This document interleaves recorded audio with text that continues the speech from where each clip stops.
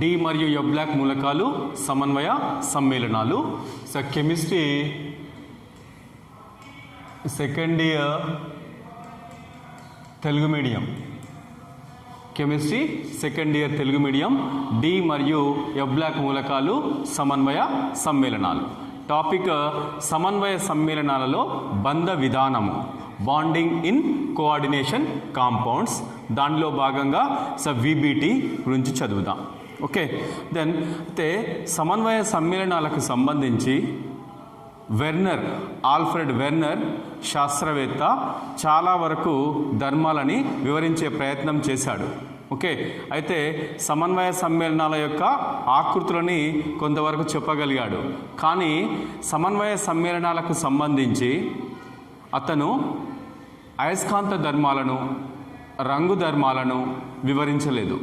Next one, ఇంకొకటి ఏంటి అని అంటే, ఎందుకు కొన్ని లోహ పరమాణువులు లేదా అయానులే ఇక సమన్వయ సమ్మేళనాలని ఏర్పరుస్తున్నాయి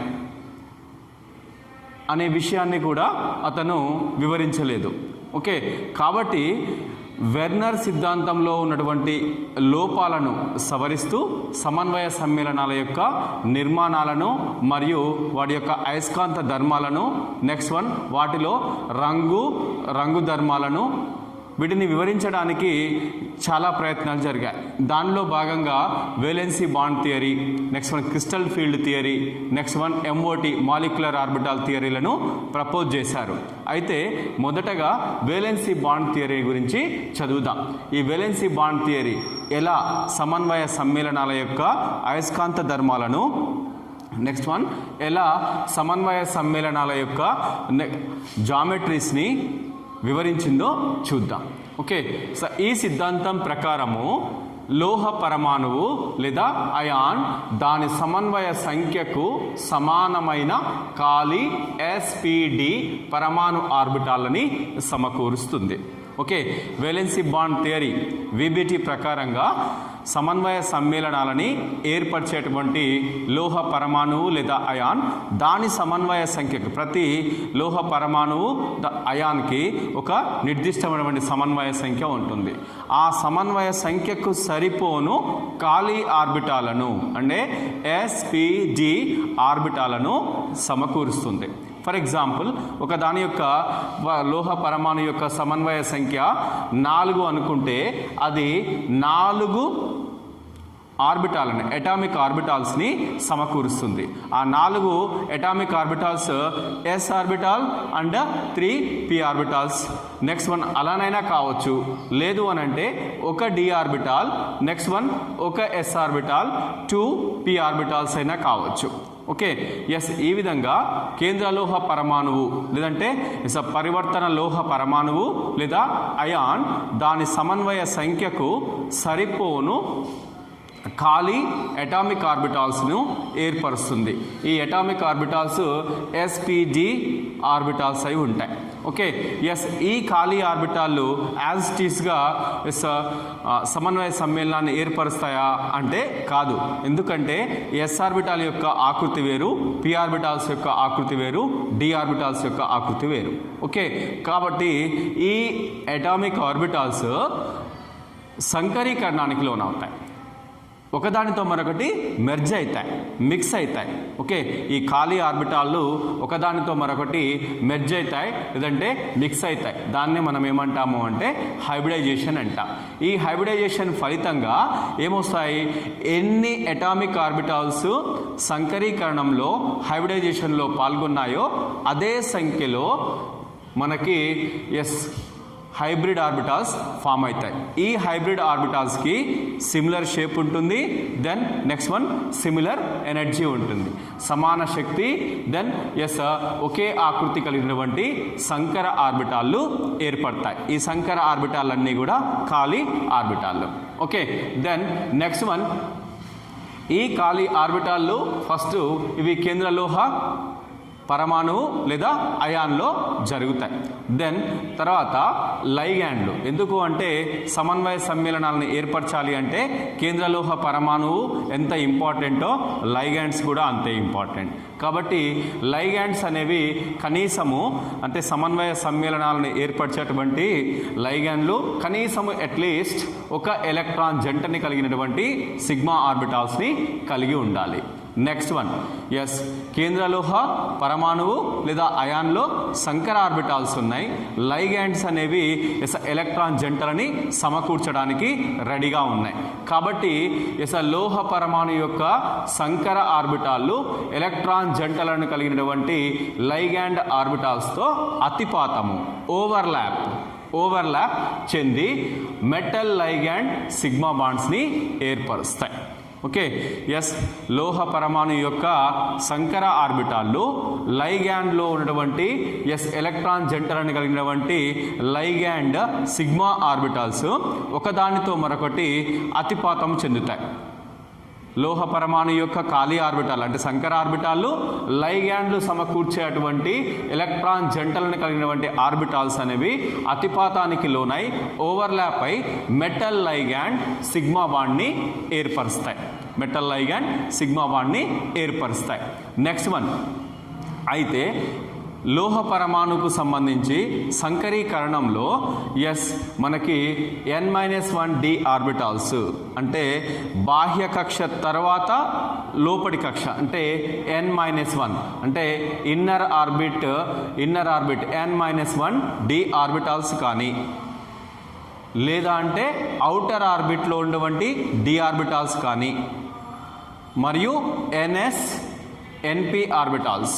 ఓకే, ఎస్ మనకి లోహ పరమాణువు లేదా అయాన్కి సంబంధించి సంకరీకరణంలో ఏ పాల్గొంటాయి అని అంటే nd orbitals outer d orbitals కానీ లేదంటే inner d orbitals n-1d orbitals కానీ మరియు ns అండ్ np పరమాణు ఆర్బిటాల్స్ పాల్గొనవచ్చు.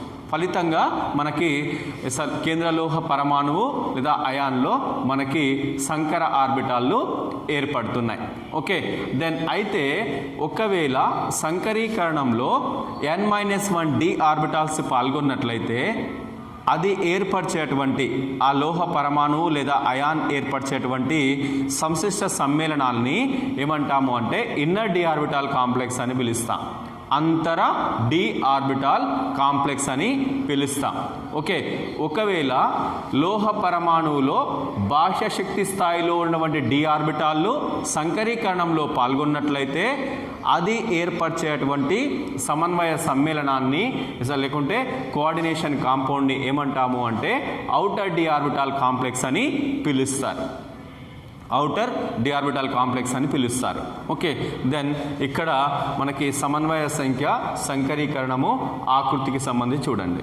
ఓకే, కేంద్ర లోహ పరమాణు అంటే లోహ పరమాణువు లేదా అయాన్ యొక్క సమన్వయ సంఖ్య 4 అయినట్లయితే అది ఖచ్చితంగా 4 అటామిక్ ఆర్బిటాల్స్ని సంకరీకరణానికి సమకూరుస్తుంది. అవేంటి?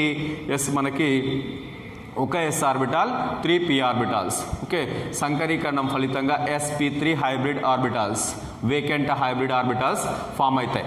ఓకే, దెన్ అవి ఏర్పరిచేటువంటి సమన్వయ సమ్మేళనము ఎలాంటి ఆకృతిని కలిగి ఉంటుంది అంటే టెట్రాహెడ్రల్ షేప్లో ఉంటుంది. దెన్ నెక్స్ట్ వన్, ఒకవేళ 4 అటామిక్ ఆర్బిటాల్స్లో ఇక్కడ మనకి ఒక డి ఆర్బిటాల్ అంటే మనకి ఒక డి ఆర్బిటాల్ ఒక s orbital next one 2 p orbitals హైబ్రిడైజేషన్లో ఇన్వాల్వ్ అయినట్లయితే అది స్క్వేర్ ప్లేనార్ కాంప్లెక్స్ ఏర్పడడానికి కారణమవుతుంది. ఓకే, దెన్ సమన్వయ సంఖ్య 5 ఉన్నట్లయితే మనకి ఒక s ఆర్బిటాల్ 3 p ఆర్బిటాల్స్ ఒక d ఆర్బిటాల్స్. ఓకే, దెన్ ఒక d ఆర్బిటాల్ సంకరీకరణం ఫలితంగా మనకి ఇక్కడ ఎన్ని హైబ్రిడ్ ఆర్బిటాల్స్ ఫామ్ అవుతాయి? 5 హైబ్రిడ్ ఆర్బిటాల్స్ ఫామ్ అవుతాయి. 5 హైబ్రిడ్ ఆర్బిటాల్స్, దెన్ ఎస్ మనకి ఇక్కడ 5 లైగాండ్స్ తోటి, ఓకే ఎస్ మనకి 5 ఎలక్ట్రాన్ జంటలు కలిగినటువంటి లైగాండ్స్ తోటి అతిపాతము చెందడం ఫలితంగా ట్రైగోనల్ బైపిరమిడల్ షేప్ కలిగినటువంటి సంశిష్ట సమ్మేళనము ఏర్పడుతుంది. సమన్వయ సంఖ్య 4 ఉన్నట్లయితే ఆ ఖచ్చితంగా లోహ పరమాణువు లేదా అయాన్ ఎన్ని ఖాళీ ఆర్బిటాలను సమకూర్చాలి? 6 ఖాళీ ఆర్బిటాలను సమకూర్చాలి.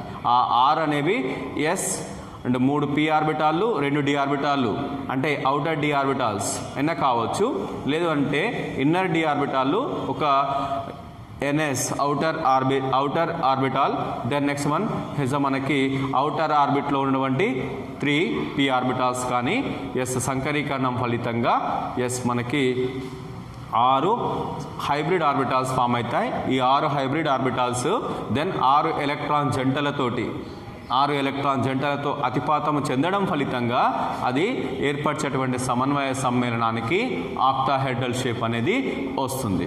ఇది సమన్వయ సంఖ్య, సంకరీకరణము, ఆకృతులకు సంబంధించి. అంటే ఖచ్చితంగా ఈ సిద్ధాంతం ప్రకారంగా ఏంది, లోహ పరమాణువు లేదా అయాన్ దాని సమన్వయ సంఖ్యకు సరిపోను ఖాళీ ఆర్బిటాలని సమకూర్చాలి.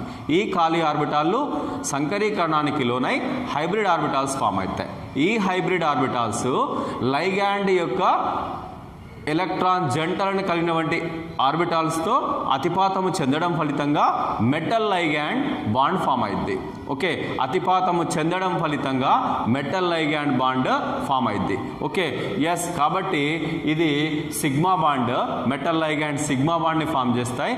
దెన్ ఈ సిద్ధాంతం ప్రకారంగా మెటల్ లైగాండ్ మధ్య ఉన్నటువంటి బంధము జనరల్గా ఏంది అని అంటే సమయోజనీయ బంధంగా ట్రీట్ చేస్తారు. అటామిక్ ఆర్బిటాల్స్ యొక్క ఓవర్లాపింగ్ ఫలితంగా మనకి ఎస్ ఏర్పడుతుంది. కాబట్టి ఎస్ మనకి ఇక్కడ సమన్వయ సమ్మేళనాల్లో మెటల్ లైగాండ్ బాండ్ని సమయోజనీయ బంధంగా ట్రీట్ చేస్తాం. నెక్స్ట్ వన్, ఇంకా ఈ సిద్ధాంతానికి సంబంధించినటువంటి ముఖ్యాంశాలలో ఎస్ మనకి బలమైన లైగాండ్లు అయినటువంటి carbon monoxide, next one is cyanide CN-, next one nitro ligand, next one here is ammonia, then EDTA వంటి లైగాండ్ల సమక్షంలో, బలమైన లైగాండ్ల సమక్షంలో హున్స్ నియమానికి విరుద్ధంగా N-1 d ఆర్బిటాలలో ఎలక్ట్రాన్లు జతకూడుతాయి. సాధారణంగా సమన్వయ సమ్మేళనాలు ఏర్పడే క్రమంలో హున్స్ నియమమును ఫాలో అయినప్పటికీ కూడా ఈ బలమైన లైగాండ్ల సమక్షంలో ఏమవుతాయి అని అంటే N-1 d ఆర్బిటాలలో ఎలక్ట్రాన్లు హున్స్ నియమానికి విరుద్ధంగా జతకూడుతాయి. హున్స్ నియమానికి విరుద్ధంగా జతకూడుతాయి. ఫలితంగా ఏమవుతుంది అని అంటే ఇన్నర్ డి ఆర్బిటాల్ కాంప్లెక్స్ ఏర్పడే అవకాశాలు మెరుగవుతాయి. ఓకే, దెన్ నెక్స్ట్ వన్, ఇక్కడ మనకి N-1 d ఆర్బిటాల్స్లో N-1 d ఆర్బిటాల్స్లో ఎస్ మనకి ఒంటరి ఎలక్ట్రాన్లు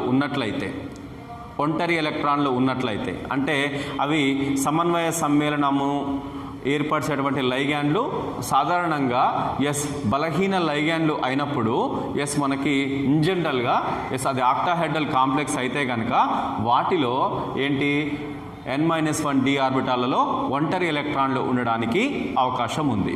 ఒకవేళ ఆక్టాహెడ్రల్ కాంప్లెక్స్ని ఫామ్ చేసేటువంటి లైగాండ్స్ అనేవి బలమైన లైగాండ్లు అయినప్పుడు సాధారణంగా ఎలక్ట్రాన్లు జతకూడుతాయి.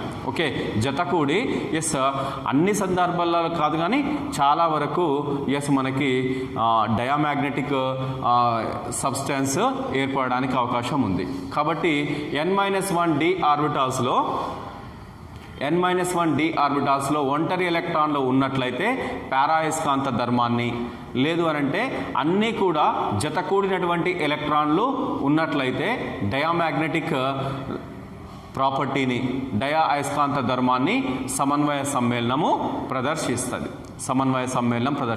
అంటే సమన్వయ సమ్మేళనము పారామాగ్నెటిక్ నేచర్ని కలిగి ఉండాలి అని అంటే N-1 d ఆర్బిటాలలో ఒంటరి ఎలక్ట్రాన్లు ఉండాలి. నెక్స్ట్ వన్ డయామాగ్నెటిక్ అయినప్పుడు సాధారణంగా N-1 d ఆర్బిటాల్స్లో ఎస్ అన్నీ కూడా ఎలక్ట్రాన్లు జతకూడే అవకాశం ఉంటుంది. ఓకే, దెన్ నెక్స్ట్ వన్, ఇక్కడ మ్యాగ్నెటిక్ నేచర్ని ఓకే, లేకుంటే దెన్ అయస్కాంత ధర్మాన్ని జనరల్గా ఎలా కొలుస్తాము అంటే మ్యాగ్నెటిక్ మూమెంట్స్లో కొలుస్తాం. ఓకే, మ్యాగ్నెటిక్ మూమెంట్గా చెప్తాం. దాన్ని బోర్ మ్యాగ్నెటాన్స్లో చెప్తాం. దెన్ మనకి ఇక్కడ దాన్ని మ్యాగ్నెటిక్ మూమెంట్ని క్యాల్కులేట్ చేయాలి అని అంటే స్పిన్ ఓన్లీ ఫార్ములా తీసుకొని spin only formula μs equal to √n into n+2 ఈ ప్రిన్సిపల్ సహాయంతో మనం మ్యాగ్నెటిక్ మూమెంట్ని లెక్కించవచ్చు. అంటే n అంటే n ఈక్వల్ టు ఒంటరి ఎలక్ట్రాన్ల సంఖ్య. ఓకే, ఫర్ ఎగ్జాంపుల్ ఒక n-1 d ఆర్బిటల్ ఒక ఒంటరి ఎలక్ట్రాన్లు ఉన్నట్లయితే జనరల్గా దానికి ఎంత 1 ఇక్కడ n ఈక్వల్ టు 1 అయినప్పుడు √3 1.73 bm బోర్ మ్యాగ్నెటాన్స్. ఓకే, మనకి అయస్కాంత భ్రామకాన్ని బోర్ మ్యాగ్నెటాన్స్లో లెక్కిస్తాం. దెన్ మనకి n ఈక్వల్ టు 1 అయినప్పుడు దెన్ ఆ సమన్వయ సమ్మేళనం యొక్క అయస్కాంత భ్రామకం ఎంత 1.73. ఓకే, దెన్ నెక్స్ట్ వన్ ఇక్కడ ఇన్నర్ డి ఆర్బిటాల్ కాంప్లెక్సెస్ అంటే n-1 d ఆర్బిటాల్స్ అనేవి n-1 d ఆర్బిటాల్స్ హైబ్రిడైజేషన్లో ఇన్వాల్వ్ అయినప్పుడు సాధారణంగా మనకి ఇన్నర్ డి ఆర్బిటాల్ కాంప్లెక్సెస్ని ఫామ్ చేస్తాయని చెప్పిన. ఓకే, ఇన్నర్ డి ఆర్బిటాల్ కాంప్లెక్సెస్ని ఏమని చెప్పొచ్చు అని అంటే లో స్పిన్ కాంప్లెక్సెస్ అని లేదంటే స్పిన్ పెయిడ్ కాంప్లెక్స్ అని చెప్తారు. Low spin complexes or spin paired complexes అని చెప్తాం. Then outer D orbital complex అంటే సమన్వయ సమ్మేళనము ఎస్పెషల్లీ ఆక్టాహెడ్రల్ కాంప్లెక్స్ ఫామ్ అయ్యేటప్పుడు మనకి అవుటర్ డి ఆర్బిటాల్స్ సంకరీకరణంలో పాల్గొన్నట్లయితే సాధారణంగా మనకి outer D orbital complex form అయింది. ఓకే, ఈ అవుటర్ డి ఆర్బిటాల్ కాంప్లెక్స్ని మనం స్పిన్ ఫ్రీ కాంప్లెక్స్ అని లేదంటే హై స్పిన్ కాంప్లెక్స్ అని కూడా పిలుస్తారు. ఓకే, ఇది సమన్వయ సమ్మేళనాలలో బంధ విధానాన్ని వివరించడానికి వేలెన్సీ బాండ్ థియరీ కొంతవరకు హెల్ప్ చేస్తుంది. అంటే మనకి వేలెన్సీ బాండ్ థియరీ మనకి మెటల్ లైగాండ్ బాండ్ అనేది దిశాయుతమైంది అని చెప్పడంలో ఇది సఫలీకృతమైంది, సక్సెస్ అయింది. ఓకే, దెన్ మనకి వెర్నర్స్ థియరీలో మనకి మెటల్ లైగాండ్ బాండ్ దిశాయుతమైంది అని చెప్పడానికి లేదక్కడ. ఓకే, దెన్ కానీ ఇక్కడ మనకి వేలెన్సీ బాండ్ థియరీలో ఎందుకు దిశాయుతమైంది మెటల్ లైగాండ్ బాండ్ అని అంటే మెటల్లో ఉన్నటువంటి హైబ్రిడ్ ఆర్బిటాలు దెన్ లైగాండ్లో ఉన్నటువంటి లైగాండ్లోని ఎలక్ట్రాన్ జంటని కలిగినటువంటి సిగ్మా ఆర్బిటాల్స్ తోటి అతిపాతము చెందడం ఫలితంగా మనకి ఇక్కడ సిగ్మా బాండ్ ఫామ్ అయింది. సిగ్మా బాండ్ అంటే అది it is nothing but covalent bond. Next one ఇది దిశాయుతమైంది అంటే మెటల్ లైగాండ్స్ బాండ్ దిశాయుతమైంది అనేది మనకి వేలెన్సీ బాండ్ థియరీ ఎక్స్ప్లెయిన్ చేయగలుగుతుంది. వేలెన్సీ బాండ్ థియరీ సమన్వయ సమ్మేళనాల యొక్క అయస్కాంత ధర్మాన్ని next one metal ligand bond ఎందుకు దిశాయుతమైందో అలాంటి దాని కారణాన్ని next one metal ligand bond యొక్క స్వభావాన్ని అది కోవలెంట్ బాండా అయానిక్ బాండా చెప్పడంలో మనకి ఇక్కడ ఇది మెటల్ లైగాండ్ బాండ్ అనేది మనకి కోవలెంట్ బాండ్ సమయోజనీయ స్వభావాన్ని కలిగి ఉన్నది అనే విషయాల్ని VBT వేలెన్సీ బాండ్ థియరీ చెప్తుంది. This is enough for